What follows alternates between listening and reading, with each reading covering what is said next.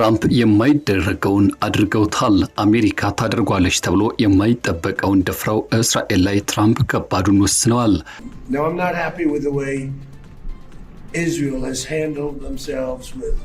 የአሜሪካ ጦር ከእስራኤል ንብረቱን ሸክፎ እንዲወጣ መታዘዙ በሰበር ሲሰማ ትራምፕ ገና ምን አይታችሁ ለእስራኤል የሚደረገውን ወታደራዊ ድጋፍ አቋርጣለሁ ማለታቸው ተሰምቷል። የማይነጣጠሉ የሚመስሉት ሁለቱ ሀገራት አሁን ጸባቸው የበረታ መስሏል። አብረን ቅቤ ንጥበስ ሲሉ የነበሩት ትራምፕና ኔታንያሁ ዛሬ ላይ እሳትና ጭድ ሆነዋል። ትራምፕ እስራኤልን አስወጥተው ኢራንን በቀይ ምንጣፍ እያስገቡ ነው። ለእስራኤል የሚሰጡ የቢሊዮን ዶላር ድጋፎች አሁን ወደ ቴህራን የልማት ኢንቨስትመንቶች እየዞሩ ነው። በምኩራቡ ኪባቸውን አድርገው በኢየሩሳሌም የሰገዱት ፕሬዝዳንቱ አሁን ከሺያው አያቶላዎች ጋር በፍቅር ወድቋል። በቴል አቪቭና ዋሽንግተን የማይታሰበው ሳይሆን የማይታለመው ሆኗል። መካከለኛው ምስራቅን የቀየረው የትራምፕ ውሳኔ በትንታኔያችን በሰፊው ይዘናል። ቻናሉን ሰብስክራይብ በማድረግ እይታዎትን ይጀምሩ። ቪዲዮ ላይክ ማድረግ ደግሞ ቀዳሚ አድርጉ። መልካም ቆይታ። በቤንጎሪዮን ዓለም አቀፍ አውሮፕላን ማረፊያ ውስጥ ለብዙዎች ግልጽ ያልሆነ ነገር እጅግ መሰረታዊ የሆነ ታላቅ ለውጥ የተከሰተ ይገኛል። ለረጅም ዘመናት የአሜሪካ ለእስራኤል መከላከያ ያላትን ቁርጠኝነት የሚያሳዩ ምስክሮች ሆነው የቆዩት የዩናይትድ ስቴትስ ወታደራዊ አውሮፕላኖች አሁን ካረፉበት ስፍራ እየተነሱ መውጣት ጀምረዋል። ሪፖርቶች እንደሚያረጋግጡት ከሆነ ከአሜሪካ አየር ላይ ነዳጅ መሙያ አውሮፕላኖች ውስጥም ወደ 20 በመቶ የሚጠጉት ዋሽንግተንና ቴህራን የመግባቢያ ስምምነት ከተፈራረሙ በኋላ አቀማመጣቸውን በመቀየር ከአካባቢው እየወጡ ነው። ይህ ክስተት የተለመደ የወታደሮችና የአውሮፕላኖች ዝውውር ተደርጎ ሊወሰድ የሚችል አይደለም። ፕሬዝዳንት ትራምፕ በሊባኖስ ውስጥ እየተካሄዱ ያሉትን ወታደራዊ ዘመቻዎችን ጨምሮ በመላው ቀጠናው የተከሰቱትን ግጭቶች ሙሉ በሙሉ ለማቆምና ሰፊ የሰላም ማዕቀፍን እውን ለማድረግ በከፍተኛ ሁኔታ ግፊት ያደረጉ ባሉበት በዚህ ወቅት ላይ እነዚህ ወታደራዊ እንቅስቃሴዎች አሜሪካ መካከለኛው ምስራቅ ላይ ያላትን ወታደራዊ አቋም በከፍተኛ ደረጃ እንደገና እያስተካከለች መሆኗን የሚያሳዩ ግልጽ ምልክቶች ናቸው። በአንድ ወቅት ጥያቄ የማይነሳበት የነበረው የሁለቱ ሀገራት ጥምረት አሁን ግን ረቂቅ በሆኑ አለመግባባቶችና ውጥረቶች ውስጥ መውደቁን ያሳያል። ይህም ዋሽንግተን በቀጠናው ለምትገኘው ለዚህች የቅርብ አጋሯ የምታደርገው የወደፊት ወታደራዊ ድጋፍ ምን ሊሆን ይችላል የሚል ጥልቅ የተባለ አሳሳቢ ጥያቄን የሚያጭር ሆኗል። የዚህ ድርጊት ወቅታዊነት ደግሞ ሁኔታውን ይበልጥ አስገራሚና አሳሳቢ ያደርገዋል። በዩናይትድ ስቴትስ እና በኢራን መካከል የተደረገው ስምምነት በቀጠናው የሚታየውን ውጥረት በአስቸኳይ መቀነስን፣ በተለይም በሊባኖስ ውስጥ እየተካሄደ ያለው ውጊያ እንዲቆም ማድረግን ከቀጠናው ዘላቂ መረጋጋት ጋር በቀጥታ ያገናኘ በመሆኑ የእስራኤል ከፍተኛ ባለስልጣናት ወታደራዊ ዘመቻዎችን በራሳቸው የመምራት ነፃነታቸው እንዲከበር በመጠየቅ ስምምነቱን በጽኑ ተቃውመውታል። ትራምፕ በበኩላቸው በጉዳዩ ላይ ያላቸውን ከፍተኛ ቅሬታና ብስጭትን በይፋ ለሕዝብ ማሳየት የጀመሩ ሲሆን እስራኤል ከሊባኖስ ጋር በተያያዘ ራሷን ባስተዳደረችበትና በሄደችበት መንገድ ፍጹም ደስተኛ አይደሉም በማለት በግልጽ ተናግረዋል።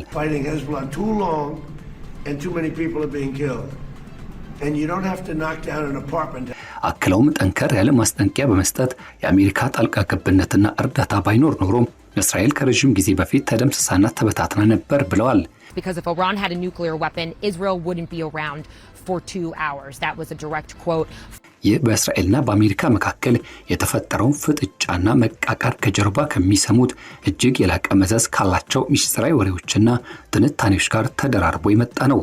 ይህ እስራኤል ለብዙ አስርት ዓመታት የራሷን ደህንነትና እንዲሁም መዋቅሯን እንድትገነባ መሰረት ሆኖ የቆየውን በየዓመቱ ከአሜሪካ የሚሰጣትን ወደ 4 ቢሊዮን ዶላር የሚጠጋ ወታደራዊ እርዳታ ሙሉ በሙሉ ለማቋረጥ ወይም ደግሞ እርዳታውን ከተወሰኑ ቅድመ ሁኔታዎች ጋር አጣብቆ ለማቅረብ እየተጠነሰሰ ያለውን እቅድ ይመለከታል።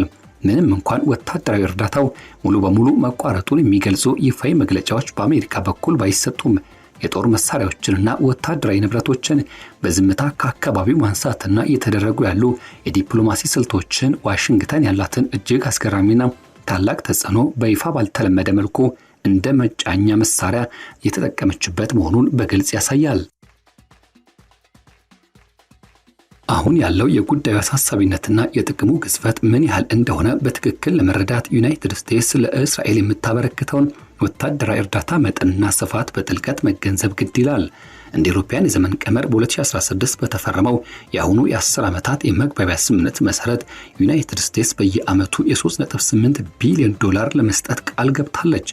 ይህም ለጦር መሳሪያዎችና ወታደራዊ ቁሳቁሶች ግዢ የሚውል የ3.3 ቢሊዮን ዶላር የውጭ ወታደራዊ ፋይናንስና ለሚሳኤል መከላከያ ትብብር የሚውል የ500 ሚሊዮን ዶላርን ያካትታል። ከጥቅምት 7 2023 ጀምሮ ተደራራቢና ተጨማሪ እርዳታዎች በከፍተኛ ሁኔታ ወደ ሀገሪቱ የፈሰሱ ሲሆን ይህም በርካታ ቁጥር ያላቸው ጥይቶች በትክክለኛ ኢላማ ላይ የሚያርፉ ዘመናዊ መሳሪያዎችና የተለያዩ የሎጂስቲክስ ድጋፎችን ጨምሮ ከ12 እስከ 21 ቢሊዮን ዶላር የሚደርስ ቀጥተኛ እርዳታን ያጠቃልላል። ይህ የሚሰጠው ወታደራዊ እርዳታ እንዲሁ በተራ ግምት የሚታይ ተራ ነገር አይደለም። የእስራኤል አጠቃላይ የጦር አውሮፕላን ስብስብ የኤፍ-15 ኤፍ-16 እና እጅግ የረቀቁ የኤፍ-35 ድብቅ የጦር አውሮፕላኖችን ጨምሮ ሙሉ በሙሉ የተገነቡት በአሜሪካ ቴክኖሎጂ ጥበብና የአቅርቦት ሰንሰለት አማካይነት እንደ አፓቺና ብላክ ሃውክ ያሉ የጦር ሄሊኮፕተሮች፣ የረቀቁ የጦር መሳሪያዎች እንዲሁም አይረን ዶም፣ ዴቪድስ ስሊንግና አሮ ያሉት የጋራ ሚሳኤል መከላከያ ዘዴዎች ሙሉ በሙሉ ዝግጁ ሆነው ለስራ እንዲበቁ የተደረጉት ከአሜሪካ ጋር በተመሰረተው ጠንካራ አጋርነት ነው። አብዛኛው ክፍል በአሜሪካ ወታደራዊ ቁሳቁሶች ላይ እንዲውል የሚገደደው የውጭ ወታደራዊ ፋይናንስ ገንዘብ በሁለቱ ሀገራት ወታደራዊ መዋቅሮች መካከል ከፍተኛ የሆነ የጋራ ትስስር የፈጠረ ቢሆንም በሌላ በኩል ግን እስራኤል በአሜሪካ ላይ ፍጹም ጥገኛ እንድትሆን አድርጓታል። በቤንጎሪዮን አውሮፕላን ማረፊያ በከፍተኛ ቁጥር ተሰማርተው ከነበሩት KC-135 እና KC-46 የተባሉ የአየር ላይ ነዳጅ መሙያ አውሮፕላኖች የዚህን የኃይል ማባዣ ውጤት ትክክለኛ ማሳያዎች ናቸው። እነዚህ አውሮፕላኖች የእስራኤል የጦር ጄቶች ከሀገሪቱ ድንበር እጅግ በጣም ርቀው በመሄድ የራሳቸውን ወታደራዊ ኃይል እንዲያሳዩ በሊባኖስና በጋዛ ላይ ወይም ርቀው በሚገኙ የኢራን ኢላማዎች ለረጅም ሰዓታት የሚቆዩ ወታደራዊ ተልእኮች ላይ ያለምንም መቆራረጥ እንዲያከናውኑ አስችሏቸዋል። የእነዚህ አውሮፕላኖች በከፊል ከአካባቢው መነሳት በመጀመሪያው ምዕራፍ 6 አውሮፕላኖች የተነሱ ሲሆን በቀጣይ ተጨማሪ ይነሳል ተብሎ ይጠበቃል። ታዲያ አሜሪካ ማብቂያ የሌላቸውና ከፍተኛ ውድመት የሚያስከትሉ ወታደራዊ ዘመቻዎችን ያለምንም ገደብ የመደገፍ ፍላጎቷ በእጅጉ እየቀነሰ መምጣቱን የሚያሳይ ረቂቅ የፖለቲካ ምልክት ነው። ወታደራዊ ባለሙያዎች ስለ እስራኤል የወደፊት ተጋላጭነት አስፈሪ የሆነ ምስል ያስቀምጣሉ። የቀድሞ የአሜሪካ ውጭ ጉዳይ ሚኒስትር ባለስልጣን ጆሽ ፖል እንደገለጹት ከሆነ የእስራኤል ኤፍ-35 የጦር አውሮፕላኖች ከአሜሪካ አቅራቢያዎች የሚመጡላቸው ተጨማሪ መለዋወጫ ዕቃዎች ከሌሉ ምናልባትም ከአንድ ወር ወይም ደግሞ ቢበዛ ከ2 ወር በላይ መስራትና መዋጋት አይችሉም። በቅርብ ጊዜ በተደረጉ ከፍተኛ የድጋፍ ስብስቦች አማካይነት ወደ 9000 የሚሆኑ ቶን የሚጠጉ ወታደራዊ ቁሳቁሶች ወደ ሀገር ውስጥ በመግባታቸው ምክንያት የተከማቹ የአየር ላይ ሚሳኤሎችና መቃወሚያዎች የተወሰነ ጊዜያዊ መጠለያ ሊሆኑ ቢችሉም ይህ ግን ለተወሰነ ጊዜ ብቻ የሚያገለግል ጊዜያዊና እንዲሁም ደግሞ ዘለቂታ የሌለው ዋስትና የለሽ ተብሎ ይገለጻል። ወታደራዊ ዘመቻዎቹ በተመሳሳይ ሁኔታ ረጅም ጊዜ የሚቀጥሉ ከሆነ ግን ሀገሪቱ የትኛውንም ወታደራዊ እርምጃ ቅድሚያ ለመስጠት እንዳለባት በጣም አስቸጋሪና ስቃይ የተመላበት ውሳኔ ላይ እንድትደርስም ሊያስገዳት ይችላል ሲሉ ሁኔታውን የሚገልጹ እልፎች ናቸው። ታዲያ አሁን ላይ ያለው ከፍተኛ ውጥረት በደቡብ ሊባኖስ ምድር ላይ በግልጽ እየታየ ይገኛል። እስራኤል የኢራን ታማኝ በሆነው በሄዝቦላ ላይ የጀመረችው ወታደራዊ ዘመቻን ከፍተኛ የሰው ሕይወት መጥፋትና ዓለም አቀፍ ትችትን ያስተናገደ ለረጅም ጊዜ ዘልቋል።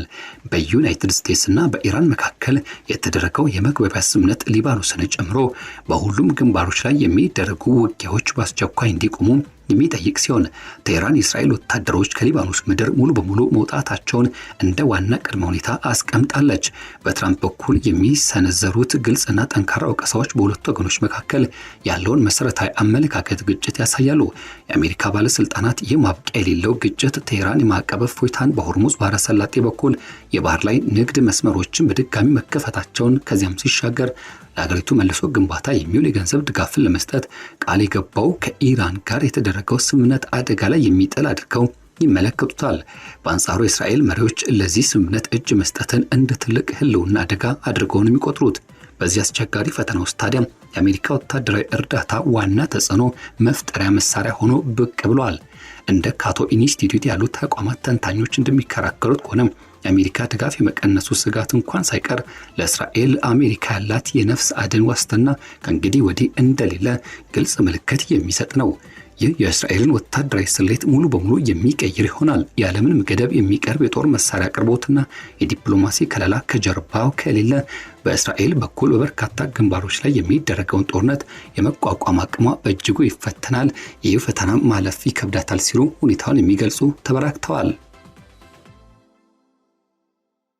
የምድር ላይ ወታደራዊ ዘመቻዎች በሀገሪቱ ውስጥ በሚመረቱት የታጠቁ ተሽከርካሪዎች፣ መድፎችና ቀላል የጦር መሳሪያዎች አማካኝነት ምናልባትም ለረጅም ጊዜ ሊቀጥሉ ይችላሉ።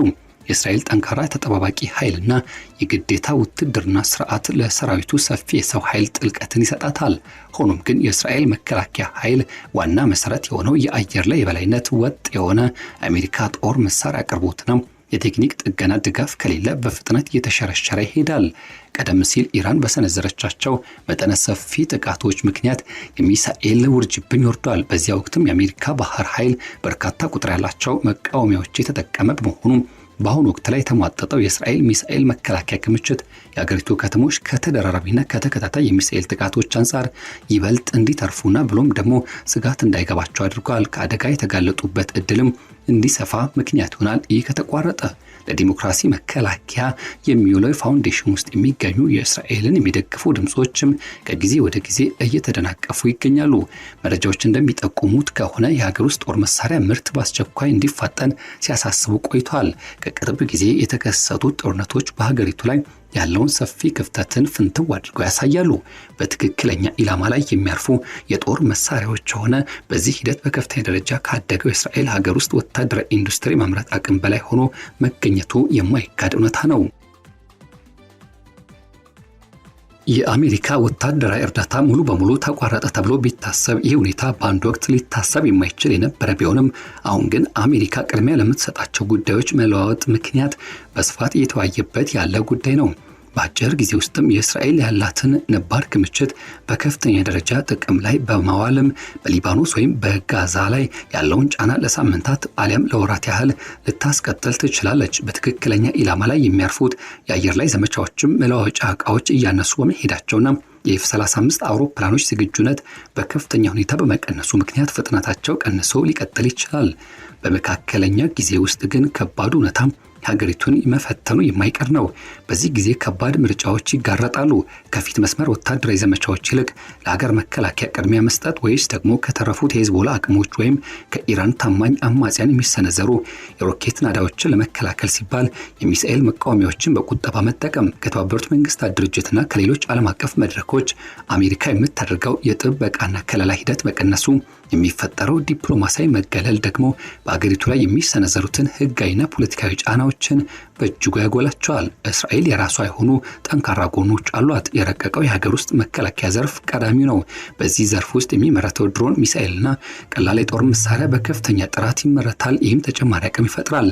እንደ ህንድና ጀርመን ካሉ ሀገራት ጋር ያላት አጋርነትም ሌሎች አማራጮችን ሊሰጣት ይችላል። ይፋ ባይደረግም የኒውክሌር መከላከያ አቅሟ አሁን ላይ እንደጨመረ ለዚህም ትልቅ ዋስትና ተደርጎም ይወሰዳል። ቀደም ባሉት ጊዜያት በጣም አነስተኛ በሆነው የውጭ እርዳታ በርካታ ወታደራዊ ግጭቶችና እንዲሁም ሂደቶችን ተቋቁሞ ማለፏ የሚያሳየው ታሪካዊ ጥንካሬዋ አሁንም አዲሱ እውነታን ለመልመድ እንደምትችል ማሳያ ነው። ሆኖም ግን በአሜሪካ የቴክኖሎጂ ጥበብ አማካይነት በጥንቃቄ ተጠብቆ የቆየው ቀጠናዊ ወታደራዊ በላይነቷ ከቀጠናው ጠላቶቿ አንጻር ሲታይ ቀስ በቀስ መሸርሸሩ አይቀሬ ነው። በኢኮኖሚያው በኩልም ቢሆን ከባድ ሸክም ሙሉ በሙሉ ወደ ሀገር ውስጥ ይዞራል። ጦርነቶች ከወዲሁ የሀገሪቱን በጀት በከፍተኛ ሁኔታ እያናጉት ይገኛሉ። የአሜሪካ እርዳታ ግን እነዚህን ወጪዎች በከፍተኛ ደረጃ ያቃልል ነበረም። ከዚህ ባለፈ ሰፊው የአሜሪካ የስለላ መረጃ ልውውጥና የጋራ ወታደራዊ ልምምዶች በቀጥታ እርዳታ ተብለው ባይፈረጁም የዚህ ደህንነት መዋቅር ዋና አካላት ናቸው። የእርዳታ መቋረጥ ከዚህ በተጨማሪ ደግሞ በዚህ ሂደት ውስጥ እስራኤል ሙሉ በሙሉ በራሷ እንድትተማመን የሚያደርጋትን ግፊት የሚያፋጠን ሲሆን ይህም አዳዲስ ቴክኖሎጂ ፈጠራዎችን ሊያበረታታ ቢችልም በሌላ በኩል ግን እጅግ ከፍተኛ የሆነ የፋይናንስና ኦፕሬሽን ወጪን ያስከትላል። የዚህ ቀጠናዊ ተጽዕኖ በጣም ግዙፍ ይሆናል።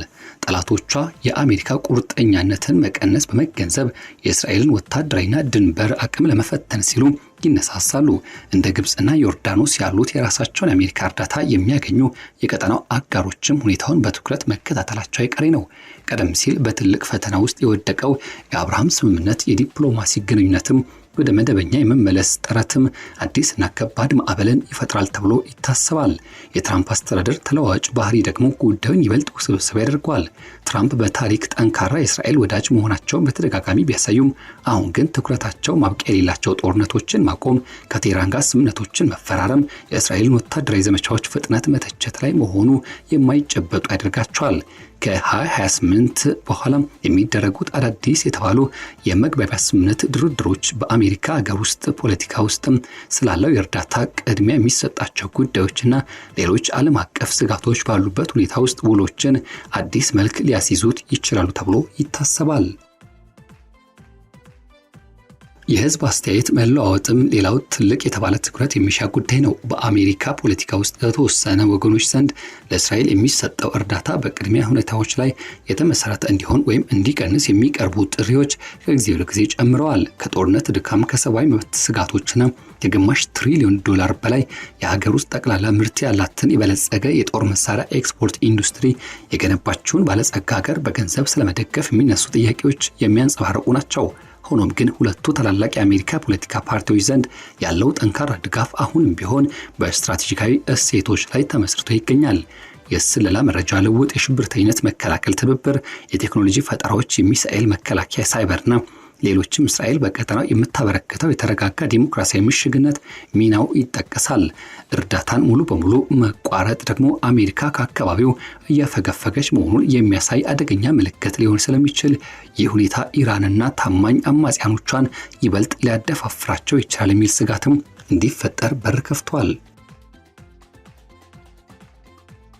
ዋሽንግተን እርዳታውን ሙሉ በሙሉ ከመቋረጥ ውጪ ሌሎች በርካታ ጠቃሚ መሳሪያዎች አሏት። የጦር መሳሪያ አቅርቦቶችን ማዘግየት፣ እርዳታዎችን ከተወሰኑ ቅድመ ሁኔታዎች ጋር አጣብቆ ማቅረብ፣ ከዚያ ሲሻገር የመጨረሻ አጠቃቀም ክትትልን ማጥበቅ ወይም የመግባቢያ ስምምነት እድሳትን ማዘግየት ናቸው። እነዚህ እርምጃዎች ግንኙነቱን ሙሉ በሙሉ ሳይበጥሱ በእስራኤል ላይ ከፍተኛ ጫና ለመፍጠር የሚያስችሉ ናቸው። እስራኤል በበኩሏ የሀገር ውስጥ ምርቷን ልታፋጥን፣ አቅርቦት የሚያመጡላትን ሀገርም ልታሰፋና የአሜሪካ ወታደራዊ ኢንዱስትሪ ጥቅሞችን የሚያስከብሩ የጋራ ስራዎችን ይበልጥ ልታጠናክር ትችላለች። በቤንጎሪዮን አውሮፕላን ማረፊያ የታየው የነዳጅ መሙያ አውሮፕላኖች አቀማመጥ መቀየር ታዲያ ከተራ ሎጂስቲክስ ያለፈ ትልቅ ትርጓሜ ያለው። አንድ ታላቅ ዓለም አቀፍ ኃይል ለረጅም ጊዜ ለሚዘልቁ ወታደራዊ ዘመቻዎች ያላት ትዕግስት ማብቃቱን የምታሳይበትና የራሷን ስትራቴጂካዊ አቅጣጫ የምትቀይርበት ክስተት ነው። ትራምፕ ከኢራን ጋር የሚያደርጉትን የዲፕሎማሲ ግንኙነት ከአጋርነት አስተዳደር ጋር በተመጣጣኝ ሁኔታ ለመምራት በሚጥሩበት በዚህ ወቅትም በአሜሪካና በእስራኤል መካከል ያለው ታሪካዊ ግንኙነት ከዚህ ቀደም ወደማይታወቅ አዲስ ምዕራፍ ውስጥ ይገባል። ይህ በዝምታ እየተከናወነ ያለው ታሪካዊ ለውጥ ከፍተኛ ትኩረትና ጥንቃቄ የተሞላበት ክትትልን ይሻል። የአሜሪካ ወታደራዊ እርዳታ ለረጅም ዘመናት ከፍተኛ ተጽዕኖን፣ ወታደራዊና ቀጠናዊ መረጋጋትን በከፍተኛ ደረጃ ሲገዛ ቆይቷል። ከዚያ ሲያልፍና ሲሻገር እርዳታ መለዋወጥ ግን የጋራ መከላከያና እንዲሁም ቀጠናዊ ኃይል ሚዛን ከዚህ በተጨማሪ የአሜሪካን ዓለም አቀፋዊ ለብዙ ዓመታት ሙሉ በሙሉ ሊቀይረው ይችላል። ከኢየሩሳሌም እስከ ቴህራን፣ ከሪያድ እስከ ዋሽንግተን ያሉ በርካታ ታዛቢዎች እያንዳንዱ አውሮፕላን መነሳት፣ እያንዳንዱ መግለጫና የእያንዳንዱ ድርድር ሚስጥራዊ መረጃዎችን በትኩረት መከታተላቸው አይቀሬ ነው። የዚህ ሂደት መጨረሻ ውጤት ግን በቤንጎሪዮን አውሮፕላን ማረፊያ አስፋልት ላይ ከሚታየው ወታደራዊ እንቅስቃሴ ጋር እጅግ የላቀና ረጅም ርቀት የሚጓዝ እንደሚሆን መረጃዎች በብዙ መልኩ ጠቋሚና አመላካች ይሆናሉ።